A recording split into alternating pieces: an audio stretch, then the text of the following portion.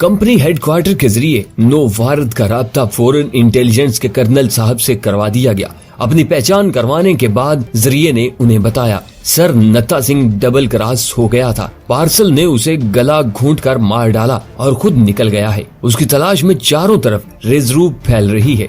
दूसरी तरफ से इस्तफसार पर उसने अपनी मालूमात की हद तक वाकयात से उन्हें आगाह कर दिया।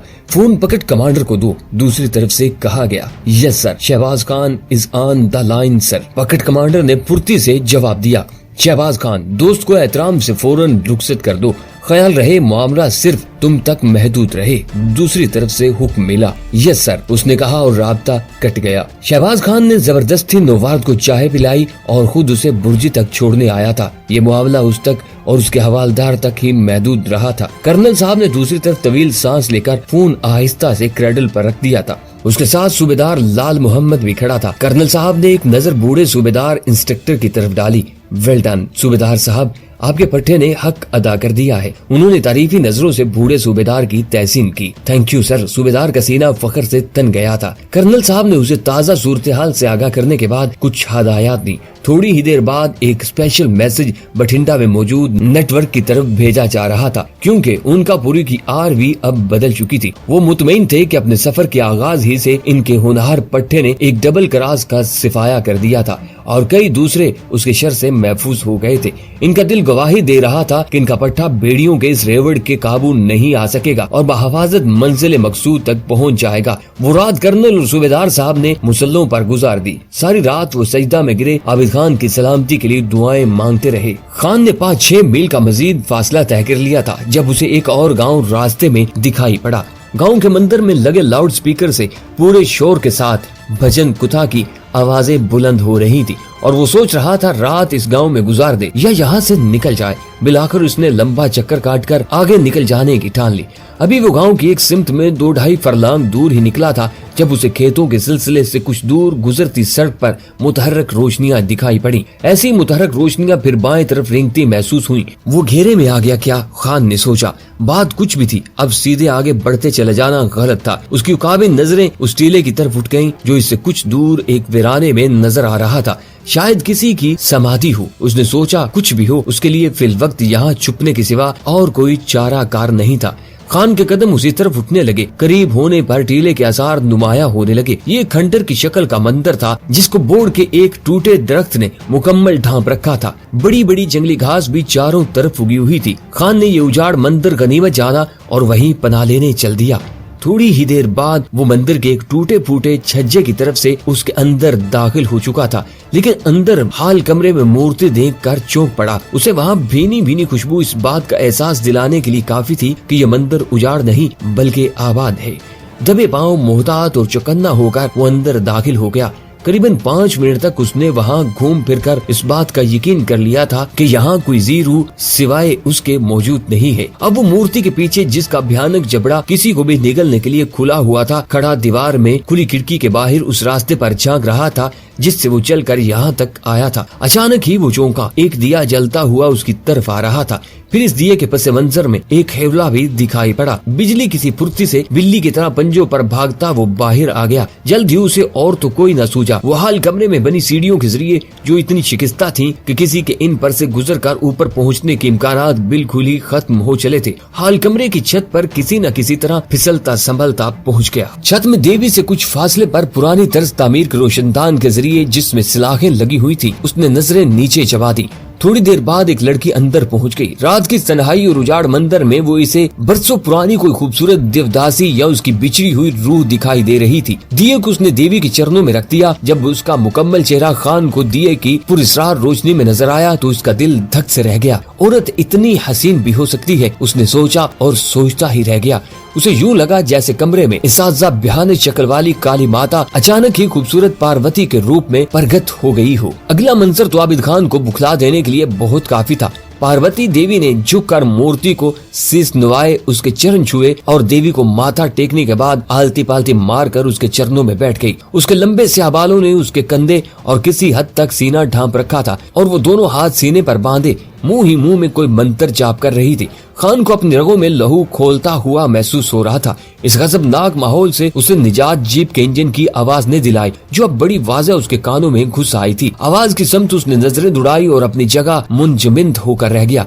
मंदिर के दोनों अतराफ से 2 जीपें इस तरफ आ रही थी, जिनकी हेडलाइटें इन लोगों ने एहतियातन बुझा रखी थी। आहिस्ता आहिस्ता चलती दोनों जीपें मुखालिफ सिमत में आकर रुक गईं। जाल, उसके लाशौर ने अंगड़ाई ली। खान को याद आ गया, उसे बताया गया था कि सरहदी मुजाफात में कदम कदम पर भारतीय सिक्योरिटी ने ऐसे ही जाल बिछा रखे हैं। वो लोग बशरी कमजोरियों पर कड़ी निगाह रखते थे और इनसे फायदा उठाने के फन से भी इन्हें आगाही मुयस्सर थी। लेकिन यहाँ मुकाबला फौलादी असाब रखने वाले खान से था। एक लम्हा के लिए वो ठिठका जरूर था, लेकिन घबराना तो जैसे उसकी सरशत में दाखिल ही नहीं था।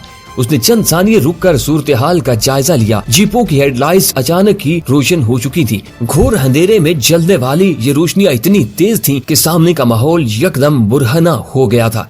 छत से चिमटे खान की आंखें बड़ी तेजी से चारों तरफ घूम रही थी। उसने दोनों जीपों से मुसल्ला सरहदी मुहाफिज निकलकर मंदिर के चारों तरफ फैलते देख लिए थे। वो लोग पहले से तयशुदा किसी मंसूबे के मुताबिक इस इलाके को घेर रहे थे। शायद ये उनकी कोई रिहर्सल थी जो अब हकीकत का रूप धारने लगी थी।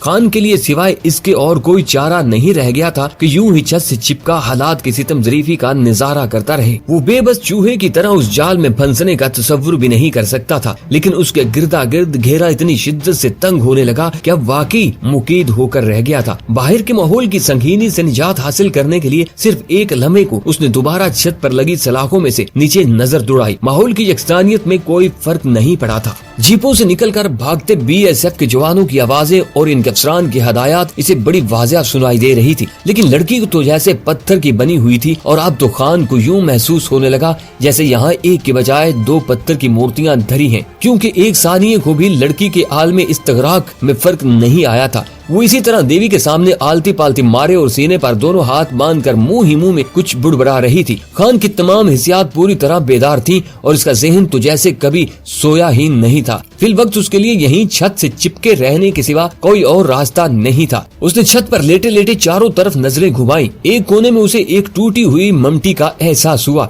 एक लम्हे के लिए उसने सोचा कि यहाँ से उठकर वहाँ जा बैठे, लेकिन फौरन ही उसके ज़हन ने रहनुमाई की कि ऊपर आने वाले सबसे पहले उस ममटी की तरफ आएंगे। अचानक ही उसके ज़हन ने पलटा खाया और उसकी आंखें चमक उठी। उसे अपनी बेवकूफी पर गुस्सा भी आया कि अब तक उस तरफ उसका ध्यान क्यों नहीं गया। बूढ़े बरगद की बेशुमार टहनियां उससे थोड़ी ही दूर मंदिर की छत पर फैलती चली गई थी। किसी मेकान की अमल के ताबे वो बिजली किसी फुर्ती से उठा और बिल्ली की तरह झुक कर पंजों के बल चलता हुआ दरख्तों की शाखों तक पहुँच गया। ये उसकी खुशकिस्मती के थोड़ी देर पहले तक फिजा बिल्कुल साफ थी, लेकिन अब पूरब से पश्चिम की तरफ हवा ने रेंगना शुरू कर दिया था और दरख्तों के पत्तों की कड़कड़ाहट इतनी वाज़ेह थी कि उसकी टहनियों पर चढ़ने का एहसास किसी को दूर से होना मुमकिन न था। आबिद खान ने अपना हाथ टहनी की तरफ बढ़ाकर उसे छुआ तो जैसे ठंड की एक लहर थी उसके सारे वजूद में फैलती चली गई। जमीन पर पंजों के बल बैठते बैठते उसने अपने जिस्म को माहिर बाजीगरों की तरह तोला और दूसरे ही लबे वो किसी बंदर की तरह अपना जिस्म फिजा में तोलता हुआ दरख्त की एक टहनी से दूसरी पर मुंतकिल होने लगा था। बमुश्किल 2 मिनट बाद ही उसे एक जाय पनाह मुयस्सर आ गई। दरख्त की शाखों में वो जिस जगह पहुंच चुका था वो हिस्सा इतना घना था कि सूरज की रोशनी भी छिनकर अंदर न आ सके। उसने खुद को फिल वक्त यही छुपाए रखने का फैसला कर लिया। दरख्त की उस शाख से लिपटे उसे तकरीबन 2 मिनट हो चले थे, लेकिन अभी तक कोई शख्स भी मंदिर में दाखिल नहीं हुआ था। यहाँ बैठे हुए वो इन लोगों की बातें तो नहीं सुन सकता था, लेकिन इनकी हरकत बखूबी नोट कर सकता था। मंदिर के गिरदा गिर्द फैलते चले गए खंडरात और खेतों के वसील सिलसिले में उसको दूर दूर तक टार्चों की रोशनियां जलती भुलती नजर आ रही थी। आने वाले बड़ी सरगर्मी से उसे यहाँ खोज रहे थे। कुछ देर बाद उसने एक साय को मंदिर के दरवाजे की तरफ बढ़ते देखा। यहाँ से उसे अंदर का मंजर नजर नहीं आ सकता था। दरवाजे में दाखिले के बामुश्किल 1 मिनट बाद वही शख्स बुखलाया हुआ बाहर निकला। उसने जोर जोर से 2-3 आदमियों को नाम लेकर पुकारा। जीप से बड़ी अफरा तफरी में 2 आदमी भागते हुए उस तरफ आए। उन लोगों ने अभी तक हेडलाइट्स रोशन कर रखी थी। ये उनकी बुखलाहट की इंतहा थी और खान दरख्त की शाखों में छुपा इस बुखलाहट से लुत्फ अंदोज हो रहा था। वो लोग थोड़ी देर तो आपस में बहस करते रहे, फिर तीनों घूमकर उस रास्ते पर आ गए जिस तरफ से टूटी हुई सीढ़ियां छत की तरफ आती थीं। तीनों एक दूसरे के ताक़ुब में संभल कर सीढ़ियों पर कदम रखते ऊपर आ गए। फिर तीनों ने टार्च रोशन कर ली और बाकी दोनों ने पिस्तौल अपने हाथों में पकड़कर खुद को मुकम्मल मुस्तैदी की हालत में रखा हुआ था। टार्च वाले ने छत पर रोशनी फेंकना शुरू की। इसके साथियों के हाथ मैकेनिकी अंदाज में रोशनी के ताक़ुब में घूमते चले गए, लेकिन वहाँ था क्या जो इन्हें नजर आता।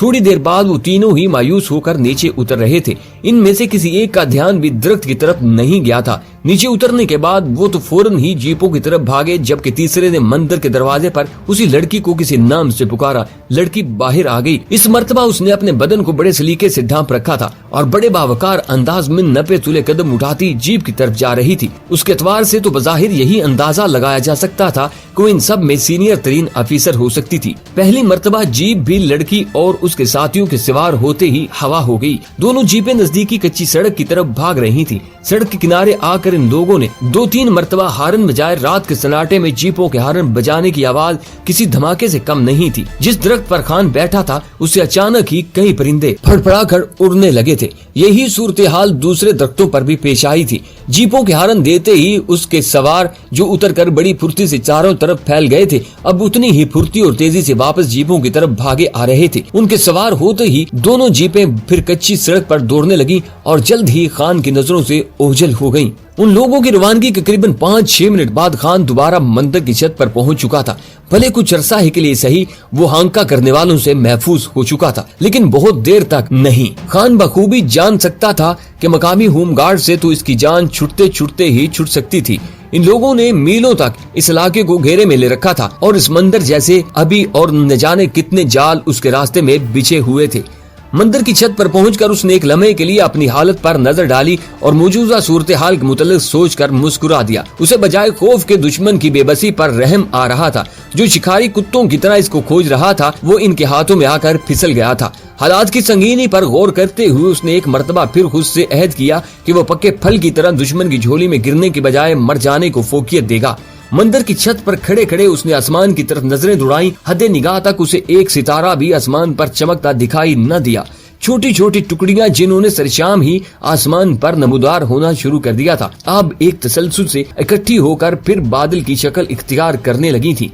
हवा की शिद्दत में आहिस्ता आहिस्ता इजाफा हो रहा था। फिर अचानक ही उसे हवा में खनकी बढ़ने का एहसास हुआ, जो इस बात पर दिलालत कर रहा था कि दूर कहीं बारिश हो रही है। उसके अज़म मुस्तकिल और इरादे की पुख्तगी पर शायद कुदरत भी उसे किसी अनाम से नवाजना चाहती थी। वही हुआ। जैसे ही वो मंदिर की सीढ़ियां उतर कर नीचे आया, टप टप करती बारिश की बूंदें उसके इस्तकबाल को लपकी। बेइख्तियार उसके दिल में एहसास तशक्कुर जागा। वो इस नेमत खुदाबंदी पर झूम ही तो उठा। मंदिर में रुक कर एक लम्हा भी जाया करने के बजाय उसने रखते सफर बांधा। अपने जेर जामा की एक महफूज जेब से पैराशूट बरसाती निकाल कर उसने बरसाती की तहें खोली और पहन ली। आसमान पर स्याह घटाएं छाने की वजह से उस तरफ से किसी भी रहनुमाई की तवक्का अबस थी। सही समत मुतय्यन करके वो बेधड़क उसी तरफ चल दिया। पिछले 3-4 घंटों की मुसलसल भागदौड़ ने उसे जर्रा भर भी तो मुतासर नहीं किया था। उसके कदम उसी मजबूती और इत्मीनान से उठ रहे थे जिस तरह इस मुहिम के आगाज में उठे थे। बारिश में भीग कर वो खासा सुकून महसूस करने लगा था। शफक पर अब वो फूटने लगी थी और आसमान पर गहरे बादल छा जाने के बावजूद एक सुर्ख लकीर इसे दूर मशरिक में फैलती नजर आ रही थी। इस लकीर ने माहौल पर अपनी गिरफ्त आहिस्ता आहिस्ता मजबूत करना शुरू कर दी थी और आसमान जो इससे पहले बिल्कुल स्याह हो रहा था अब कदरे गुलाबी नजर आने लगा था। सुबह की आमद थी और उसे अभी एक लंबी मुसाफत काटना थी। इस मर्तबा उसने बज़ाहिर तमाम एहतियातें बलाए ताक रखकर कच्ची सड़क के साथ साथ चलना शुरू कर दिया था। खान को अंदाजा था कि इस सड़क का खात्मा उसे इस कस्बे से बाहर पक्की सड़क तक ले जाएगा, जिसके बाहर उसके लिए कदरे सहूलत होगी। बारिश की रफ्तार के साथ साथ उसके कदमों में भी तेजी आती जा रही थी। हवा की शिद्दत में भी अब बारिश के साथ साथ इजाफा होने लगा था और हवा के भीगे हुए थपेड़े उसके जिस्म पर पोछाड़ की तरह बरस रहे थे। अपनी समत सही रखने के लिए वो अब तक 3-4 मर्तबा रुक कर अंदाजा कर चुका था।